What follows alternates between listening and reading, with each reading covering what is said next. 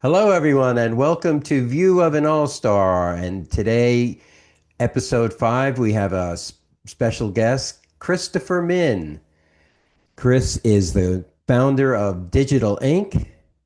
He is the co-founder of Sheet for Brains. We'll talk a little bit more about that today. And also former head of global marketing for Infigo, one of the leading personalization and e-commerce software platforms in our industry. And in addition to that, all around good guy. Chris, pleasure to have you here, and it's great to see you as always. Mark, absolute pleasure and honor to be with you. I think, first of all, the good guy tag is nice. I'll pay you for that later. Hey, that's a real thing. So, Chris, before all these accomplishments in your young career that you already have and all that great future ahead of you, there's one thing, if you don't mind, I'd like to talk about a little bit first. And Mhm, mhm. the fact that you grew up in the UK, married, have a couple of young children, and you moved your young family a few years ago over to Oman, and Yeah. you're doing business out of the UAE. And Mhm. for my viewers, and I'm sure many people in the US in particular, find that very fascinating. So if you don't mind, maybe speak to a little bit to kind of maybe what was behind that, or how's that experience gone for you thus far?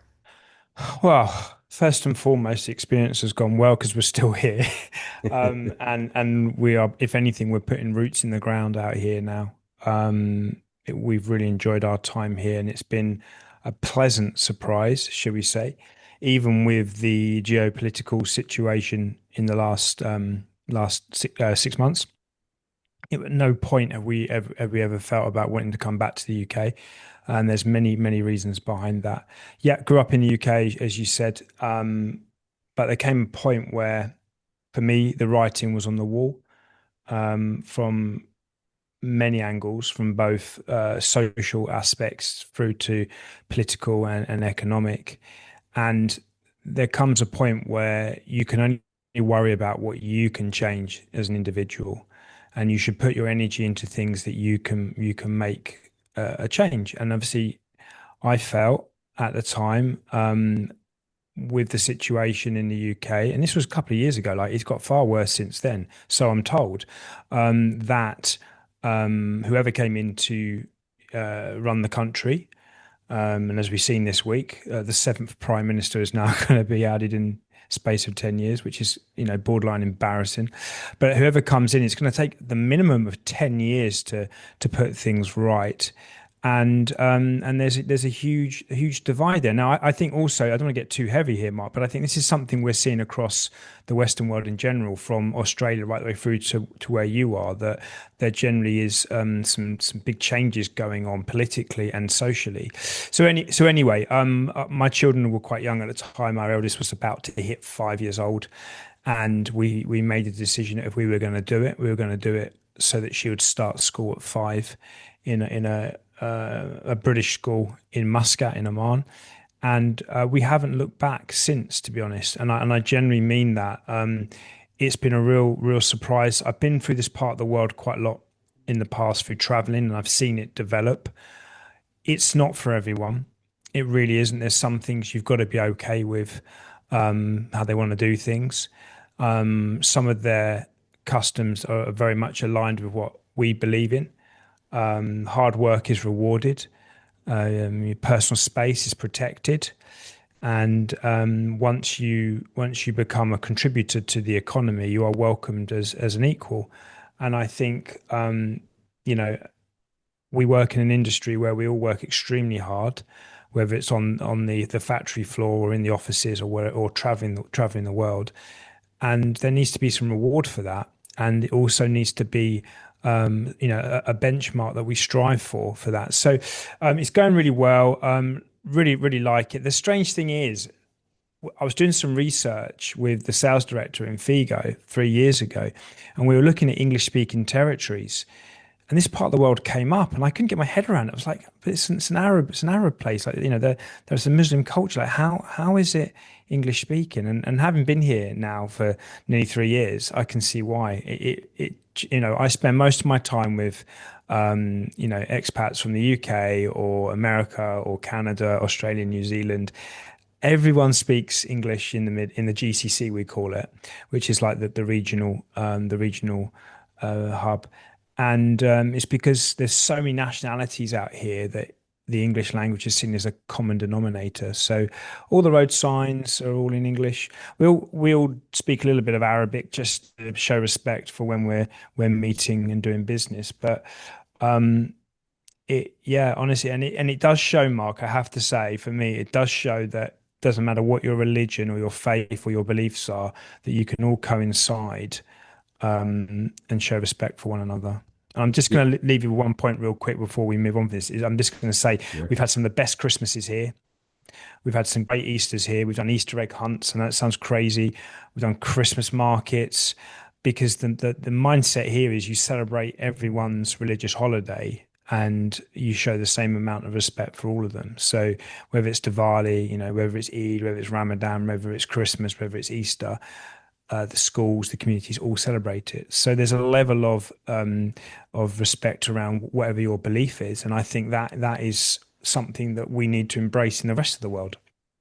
Yeah, Chris, I think that's awesome. We've talked about this a little bit, and I really appreciate you sharing it here today. And I love the fact that it's just dispelling so many um, stereotypes or images that people might have Yeah, of yeah, both sides of the UK and also in yeah. UAE and Oman and GTC. Did you say? Yeah, GCC. So if you think of like the European Union, the Yeah. GCC is a collection of Arab countries that work together to trade and transport and move across freely. So, for example, if you're in one Uh, GCC country, you can jump in your car and you can drive to another one.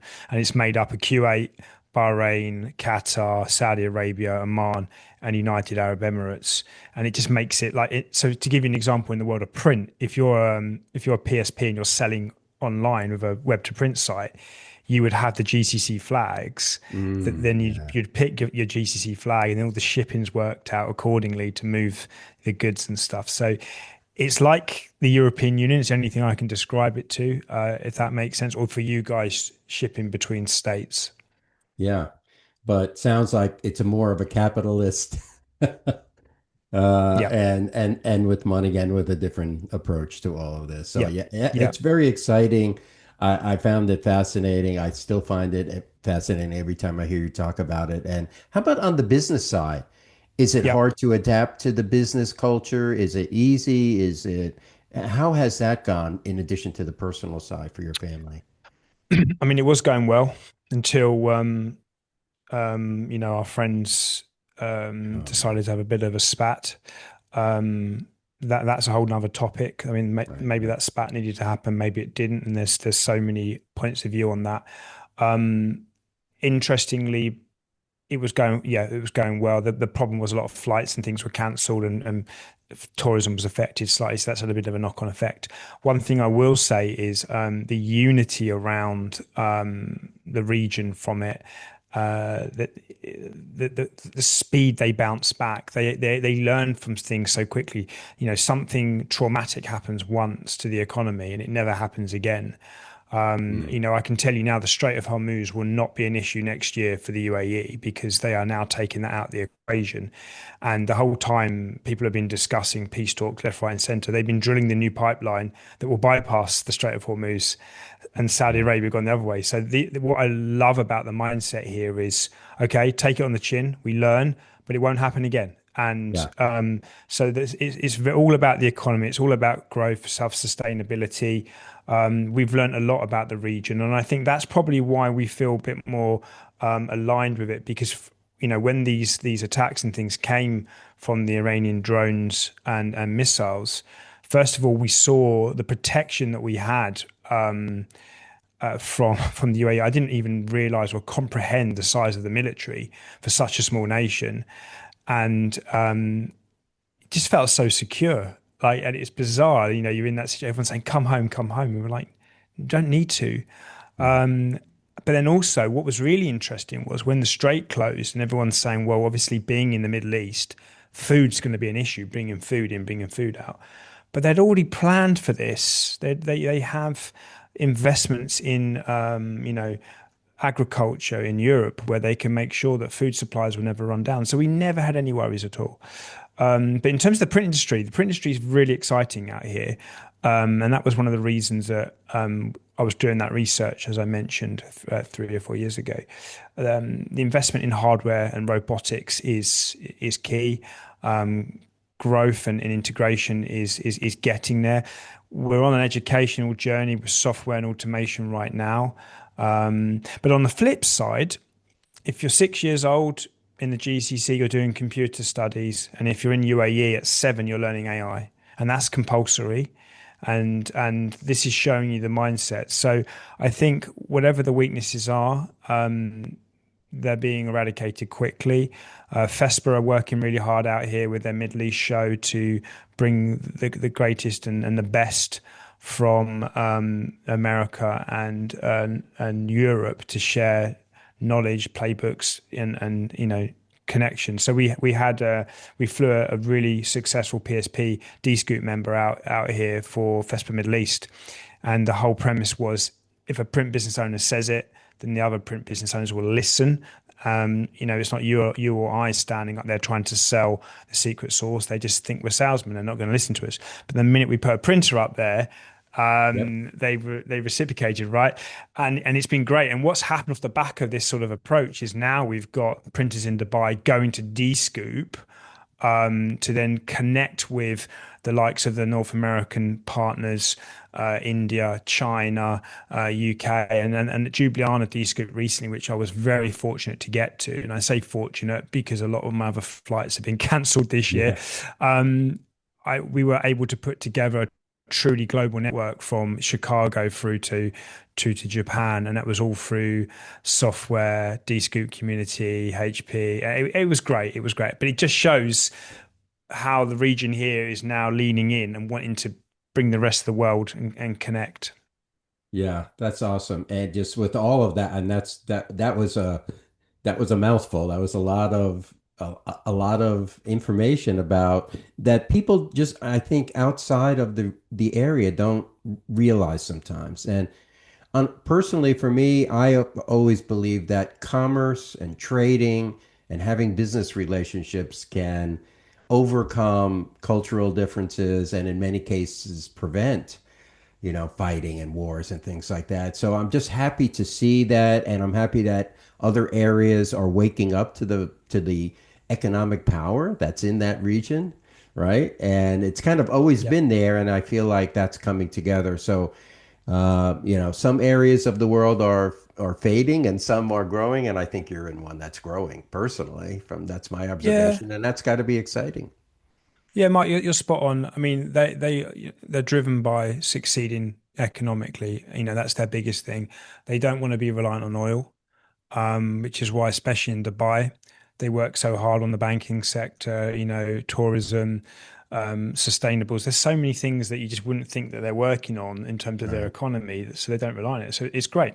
But, some of the questions we've had since moving out here with two daughters have been hilarious. Like, are they allowed to go out? And can your wife drive? And is she allowed to drive? And do your kids have to wear burqas? And it's honestly like it is just far from that.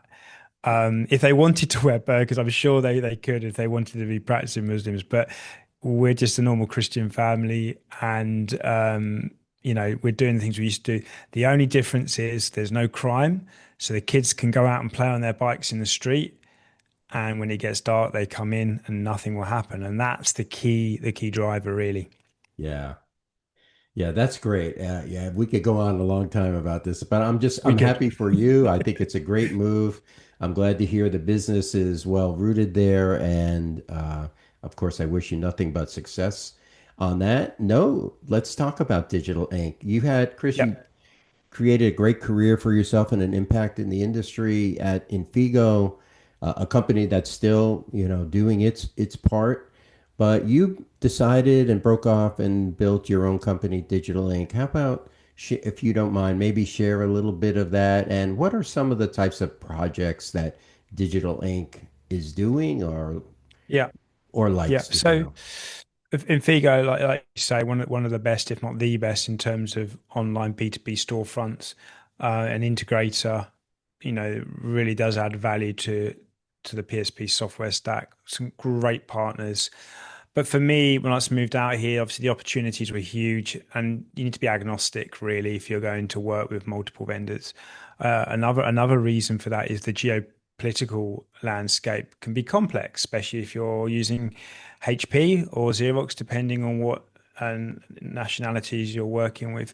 So you've got to be able to pivot and move about. So Digital Inc. is really a collective of sort of MarTech professionals who have all worked in the print industry, from creating online storefronts or doing integration work, or whether, or actually more my side of the world, which is lead gen.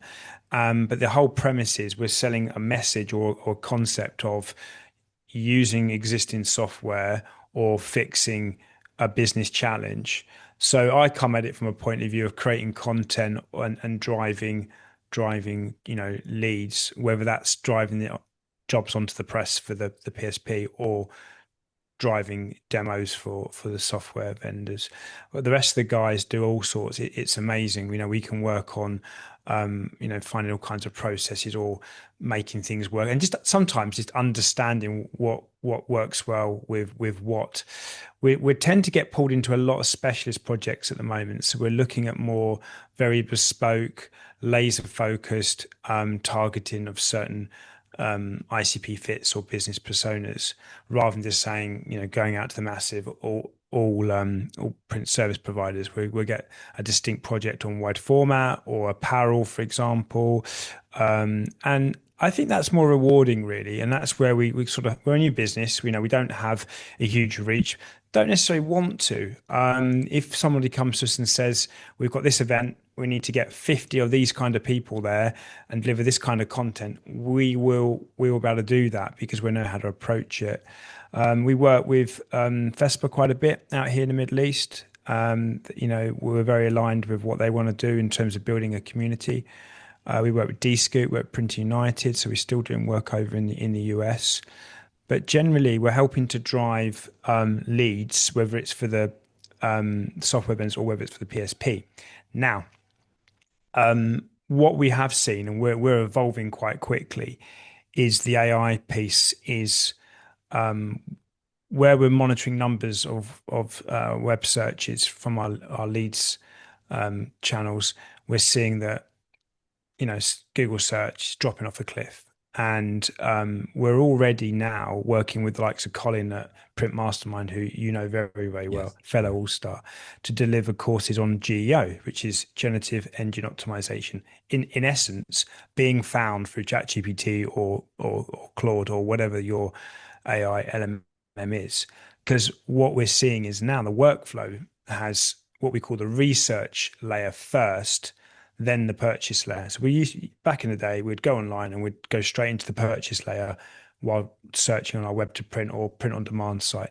Now people are picking up their phone and they're talking to their AI personal shopper and asking it for, who's the best digital printer in Atlanta that can deliver next day. And then they're relying on the answer from the AI before they purchase. So that is changing what we're doing, and that's why we're having to change what we offer, because we've got an influx of printers now looking for advice on how they can carry on selling online, but they need to be cited in that result in that AI layer first. Now, the other thing we've also noticed that those who are organized and may not be the best digital printer in that scenario are coming up in those results, and very good, very well established print service offerings who may not be organized with their marketing or their digital footprint are missing out.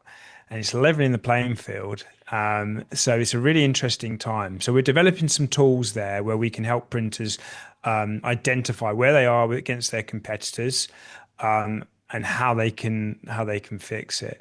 The other thing as well we're looking at very, very carefully at the moment is that web piece, because if more and more people are searching through AI for making their purchase, their research, as I mentioned,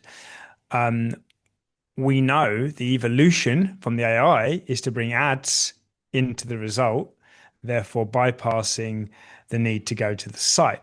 So where am I going with this? Well, we know also 2 weeks ago, Google have now said that they're planning to remove actually showing your website. As a result, they're going to Ooh, spin up a landing page when that as they feel and see fit. So what we're looking at right now and preparing for in 2027 is how we can take the likes of your MIS system or your site flow or wherever it might be, whatever your source of truth might be for your data in the print shop, what needs to be connected on the front of that. So we're looking at all sorts of things like Shopify, Etsy, mm, because they already are ahead of the curve in terms of being ready for that next change. And then, like, what editors could we embed in Shopify? Is it a print test? Is it a print test scenario where you'd embed the editor into a Shopify, and then the user sites from the research, they get the product come through from the Shopify site, then they go through and play on the editor, and then it goes onto the workflow. So this is where we're going as a business. The old marketing model, um, marketing agency, I hate to use that phrase, but it's about to die, yeah, and we don't really have any choice about it. It's just the way the AI technology is moving. I also see as well, Mark, and just to share this with you, is there's a huge number of print service providers now getting on board with technical staff within house, and therefore they're vibe coding a lot of the solutions that they need. So this also changes the landscape for software and or front end software in right, 2027. So we're working really hard to bring a tool to market. This year it'll be ready, and it will help businesses be cited in AI. And if they're not cited, it will tell them why they're not and how they can be. We're working hard on education. We've got 20 courses that we're producing for Print Mastermind. Um, yeah, I mean it's an exciting time, but if you're not ahead of the curve, it's a scary time. yeah. Yeah, well, and it's and being a leading from the front has its own is fraught with its own peril sometimes, right? Yeah, Because not yeah. everybody sees the same things that you see when you're leading from the front, and there's a lot of convincing and naysayers. But I have, first of all, thank you for that roadmap of what you do and what's happening because it's so critical.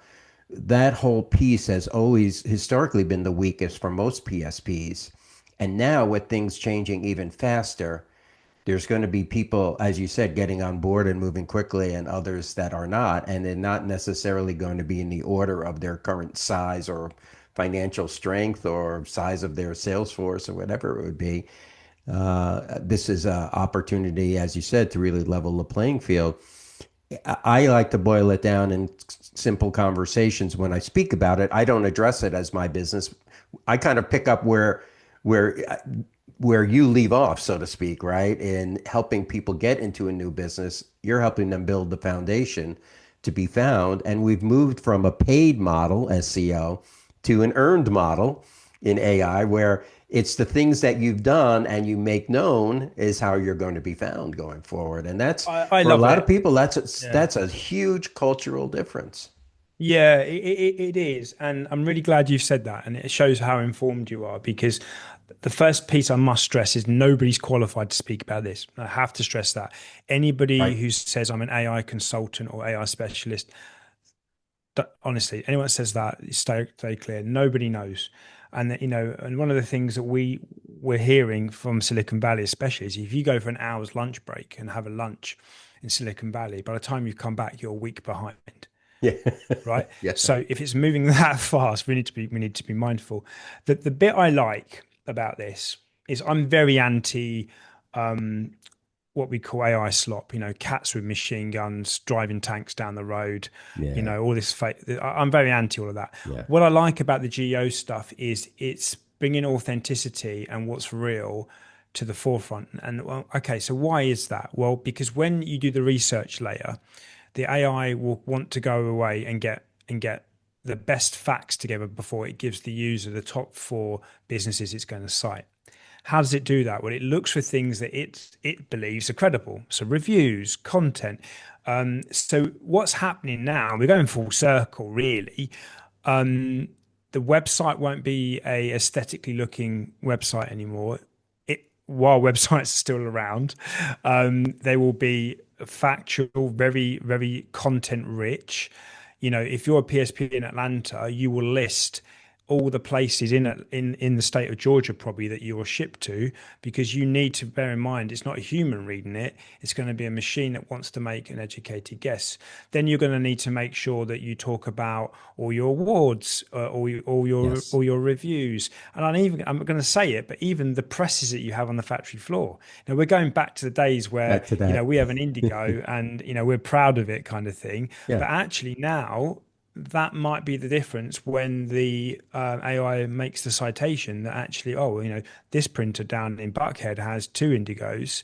They're a D Scoop member. They've won this award. They're connected. Blah blah blah blah. Whatever it may be. So it's what it does is it brings the good stuff to the forefront that we probably all forget and don't talk about, and it forces businesses to make sure that their content, their digital footprint is up to date. And it also makes us all stop and think, well, how is my future customer going to be searching for me? And have I got those answers on my content? And the answer to it probably is right now 99% don't, because they've not had to, because it's been a Right. nice aesthetically looking site, or, backlinks or whatever. The other misconception with GEO is like, it's replacing SEO. It's not. It's a layer on top of SEO. Yes. I don't want to give too much away, but the point I'm making here really is authenticity is going to become a big thing with this, and that's only going to make the industry better, because we're going to have proper printers with proper content, proper case studies, proper reviews, Yeah. and I think what this does is it takes us away from that age where you could pay to be number one in Google, but you could be an Hmm. absolute crock of BS. You know what I mean? And you Yeah. were winning business that you shouldn't have been. Yeah. And you're being chosen or selected Mm, despite the criteria that someone was looking for somebody different, but because you paid to get to number one on the list to right, be found, then and I never really liked that, because to me that wasn't based on merit. It was based on something else, right? And right. okay, so those were the rules, and either you kind of went along with it or not. But it's an interesting picture you paint, because we've got still let's call it classic sales based one-on-one print service provider who hires top salespeople or has retained top salespeople, and they've done all of that without the help of, let's say, newer technologies or newer different marketing techniques. Hmm, And hmm. then you've had this SEO period where people fought to get onto the top of lists, and then maybe or maybe not were they the right choice and fulfilled the consumers' desires. And now we have a different model, which I agree, as you said, we're all writing the book for this right now. There is no book, right? So every chapter is being developed after it happens, right? And people learn lessons. But what I like about it is it's more merit based.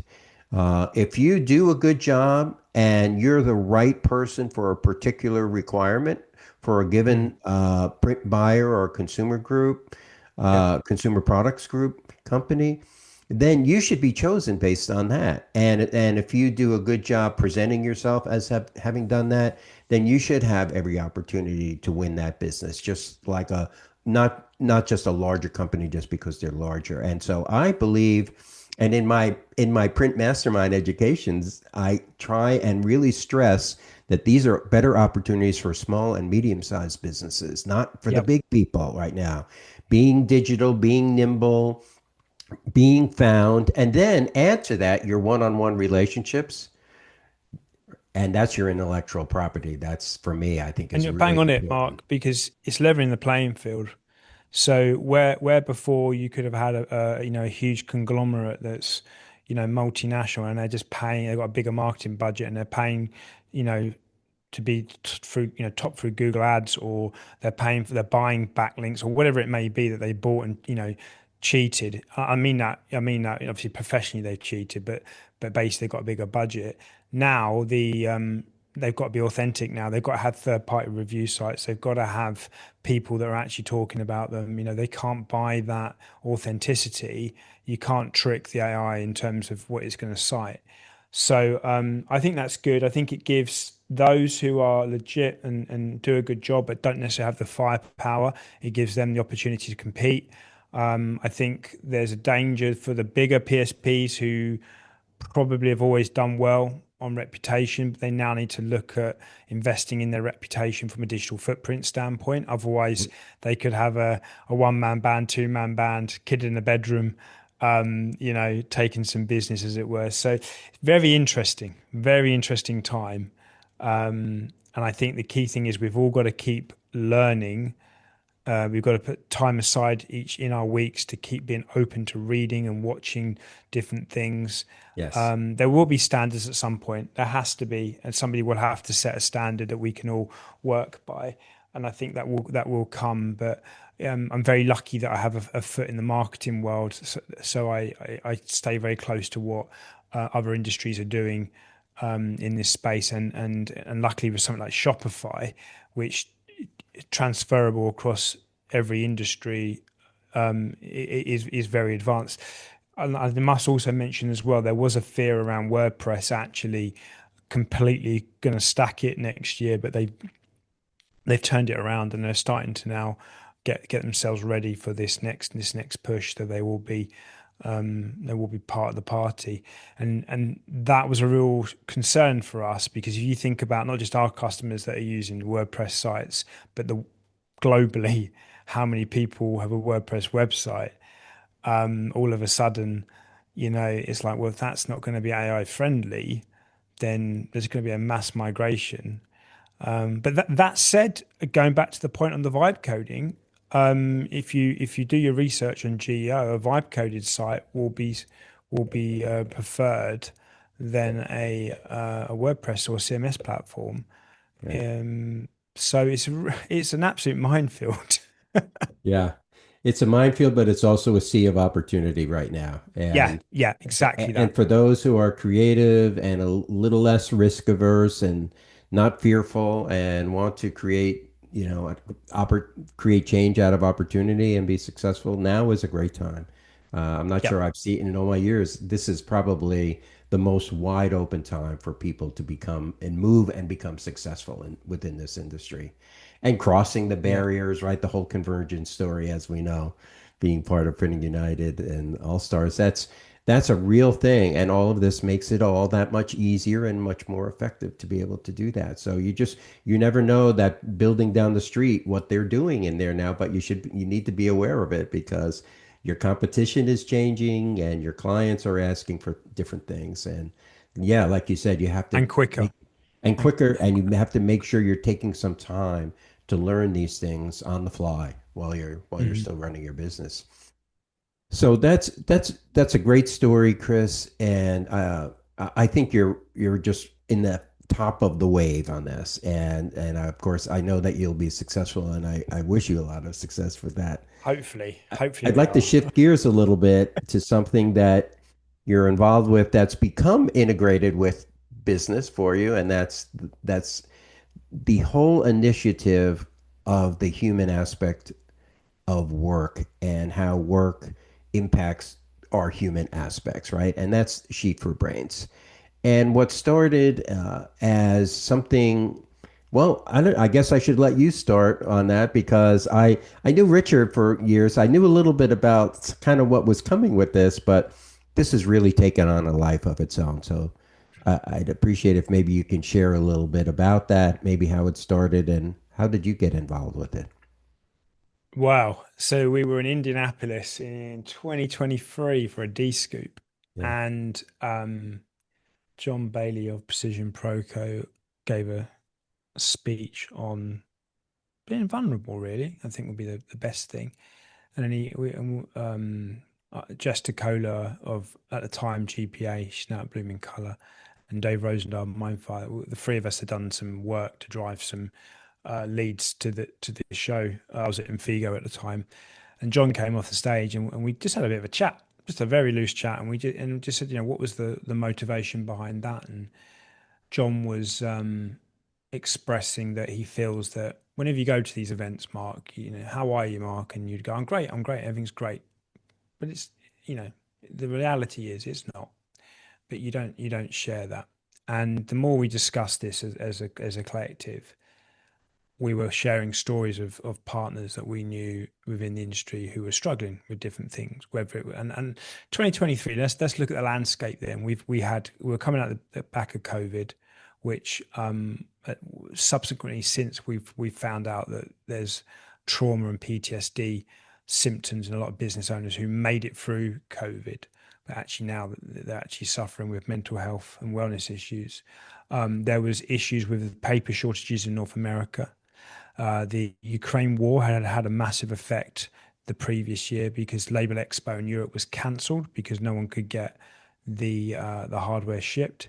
So you had shows being cancelled. You had the lack of paper. You had a war going on. You had people still recovering from 3 years on from COVID. Um, and then put all that aside, Mark. The print industry is obviously one of the best industries in the world, but also one of the hardest. It's Yes. tough. And we just suddenly realized that there was about 8 major topics that no one's really talking about. So we agreed to meet when we got back from D Scoop. And funny enough, I left D Scoop, and then that's when I got the shout to say I was coming here. So I had all this going on at the same time.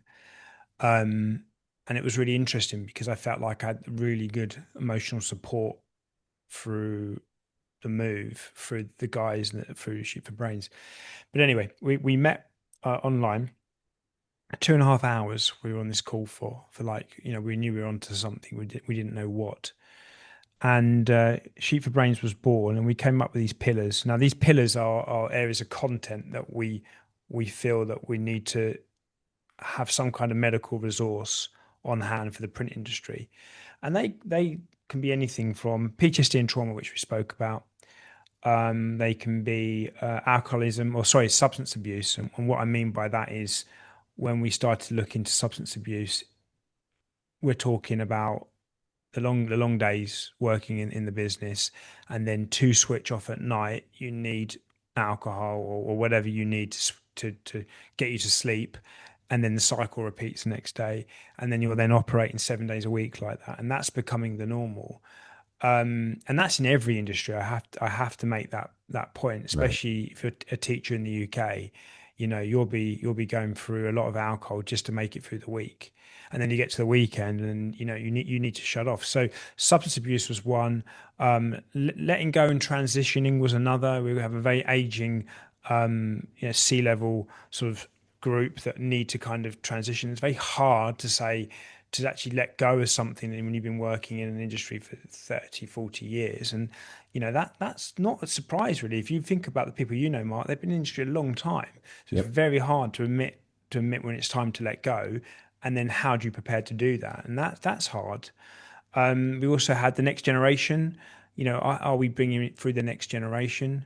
Working mums, being a female, working in the print industry, and we've had some horror stories regards to women in print, and we're just about to open that can of worms in the coming months. But um, yeah, I can go on, and there's tons. But basically, these are areas that we feel that we as facilitators need to bring professionals in to deliver content for businesses or trade shows or online sessions. And our whole slogan, our whole premise is to help the one. As long as we're helping one person per session, then we're doing our thing. So we get pulled into large PSPs to give sessions, talk to them on mental health days. We've just recently been to D Scoop in Ljubljana, where we delivered a session on resilience. Um, we've been to Cornette connections in Florida. We were at D Scoop Rockies. I mean, ultimately, we're trying to bring content. The four of us obviously are not medical professionals. I just need to state that. But what we are is facilitators. So we're trying to bring the people, create resources so that if the businesses are struggling, and the other point I have to make as well, which has been really, really apparent, is that you and your team, your business may not be suffering from anything from what goes on at work, but you might have had traumas and experiences from previous professional lives. You might have served in the military where you've seen and had to do things, and this is you've come back and you set up a business and you're now in Civvy Street, but you were maybe in Iraq or Afghanistan, or you were in the police or whatever it may be. So there's all these things, that scenarios that you just can't predict, that will follow you through life, and actually how are you going to get through it, and who you're going to talk to, and that really is in the crux of what we're trying to do with Sheep for Brains. Yeah.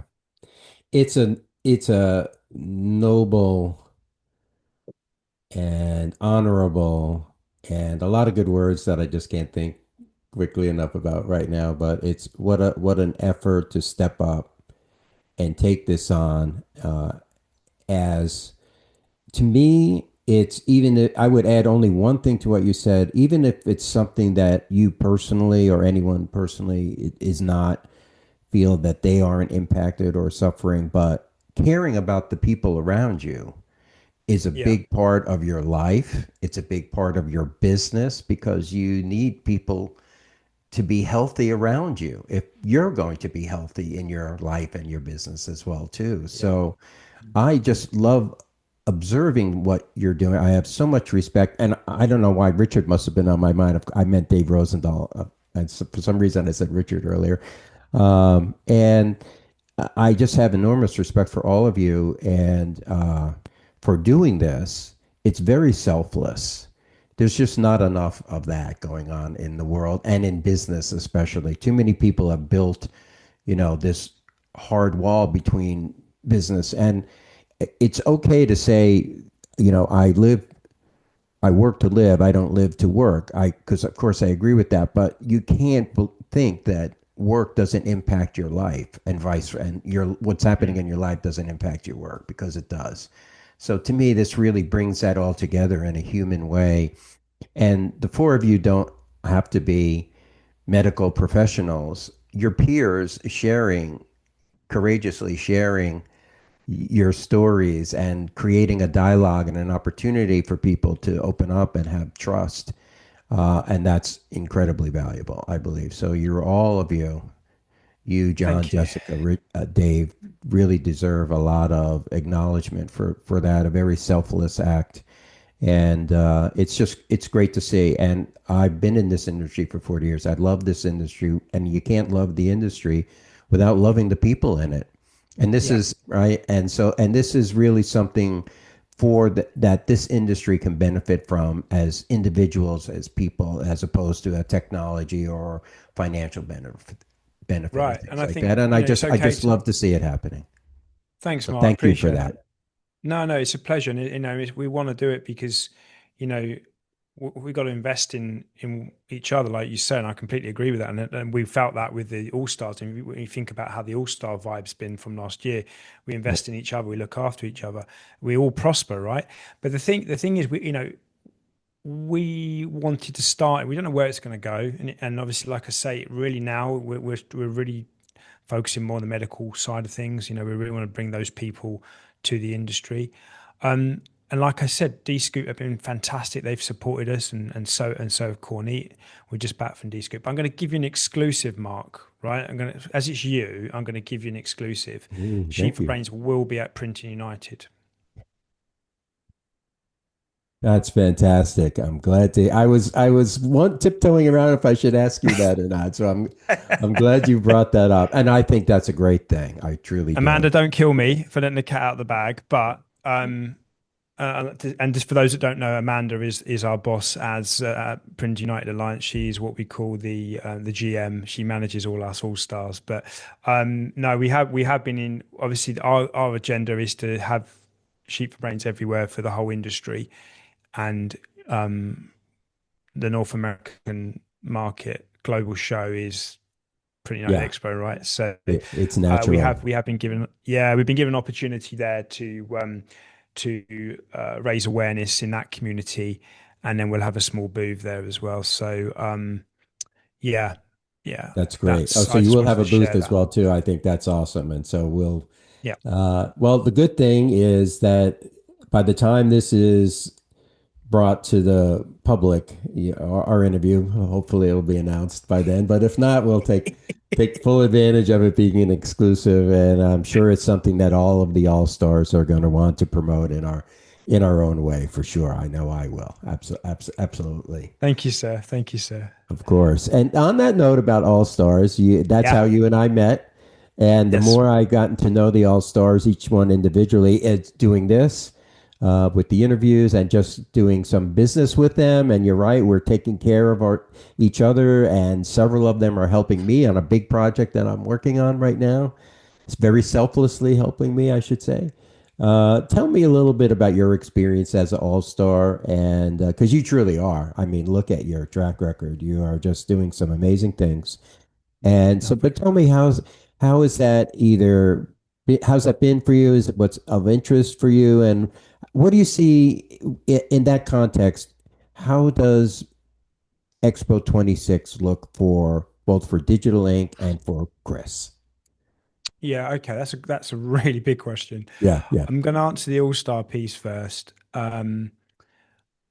I think it's amazing what Amanda, Julia, and Nicole, and if I've forgotten any names from the Alliance, I apologize, have done. They took a big gamble on some very strong characters and put them together as a team and called them Mule Stars and let them loose, right? And we call Amanda the GM because she is our manager and she manages us. And it must be like herding cats, surely. yeah, Um, but it's genius in the sense of we've all got an angle or an area of the industry that we are passionate about or we've got some knowledge in. And when you've got an event like the expo where you've got to cover everything from software, substrates, apparel, labels, packaging, you're not professing to be the biggest event in North America, but you actually are. Therefore, you have the responsibility of making sure those messages reach the right audiences. So I think the actual idea and concept was way ahead of its time in terms of running the show. I think we were very lucky and maybe we made our own luck. I don't know, and you can argue that, and I'm happy to say that all of us got on, and we all found a way to help one another, and we're all very different. If you look at every all star, we've all got strong personalities, but in a good way. And I think the WhatsApp group that's been running over a year now is testament to that because, there's season's greetings and I'm going on holiday and look at this and I'm doing that and I've bumped into Colin and here's a picture and what's the temperature like there and where are you going now? I mean, it's just not stopped for a year, has it? And no, we it all won't get stop. on. No, we all get on. So I Yeah, think we have to say the gamble paid off. We have to say it's very clever. And we have to say that maybe this is the blueprint for, reaching out to the different groups of our industry. So, yes, we say the print industry, right? We say that. And this is a little bit where Print Island came from, which I'm sure Richard mentioned when you interviewed Richard. yes, But it's siloed still. The elements of the industry are still siloed, which is where the All Stars bridge that gap because those silos are all represented and then they all come together and they work like a crazy gang going around and it's brilliant to be yeah, quite honest with you. Now for me, I've learned a lot. I've got to lean in. I've gone and supported the speaking sessions from my fellow all stars and I've learned from them. I help them out on things. I work with some of them on different projects. I'm now an educator for Colin, for example, on the GEO stuff. So for me it's been brilliant in terms of career development, learning and building a global network, meeting yourself as well. We have mutual friends in Atlanta and we talk about Atlanta being the hub of the world at print. Um, and I still believe that. I still believe that. But it's yeah, so it's strange this year because it feels a little bit like it's business as usual. Like we know what we're doing now. Uh, we've bedded in as a team. We know what's expected of us. We'll probably do a little bit more, I think. From my point of view, obviously, I'll be doing a bit with Sheep for Brains as part of that. So I'll be looking at raising awareness of mental health and wellness.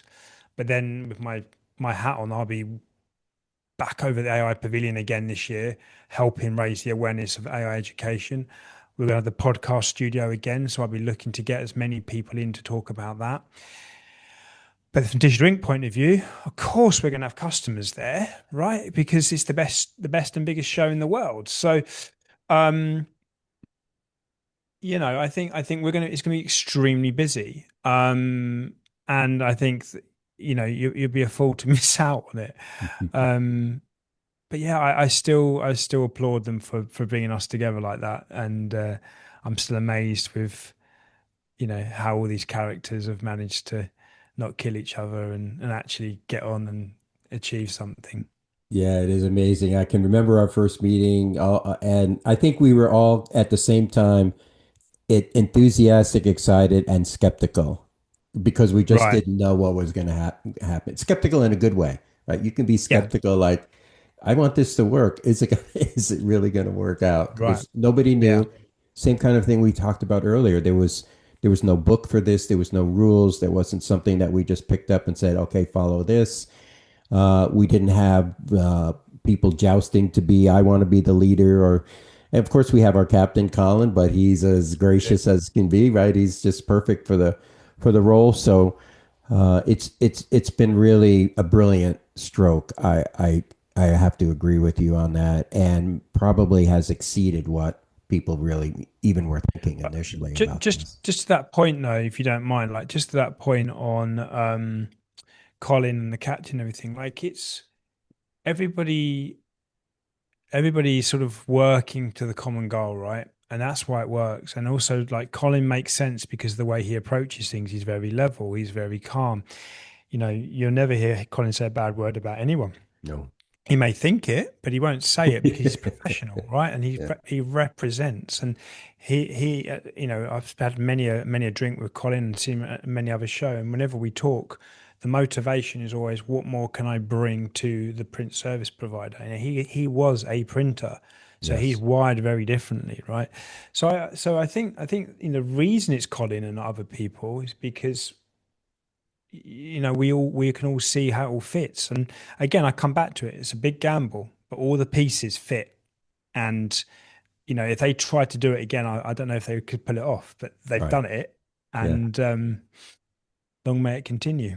Yeah, yeah, it's great, and the greatest aspect of it is the collective capabilities that have been brought together, and the representation, and the ability to reach out to the people in our industry. That is clearly was what we behind it, and has worked well. But for me, the individual interactions has really been number one.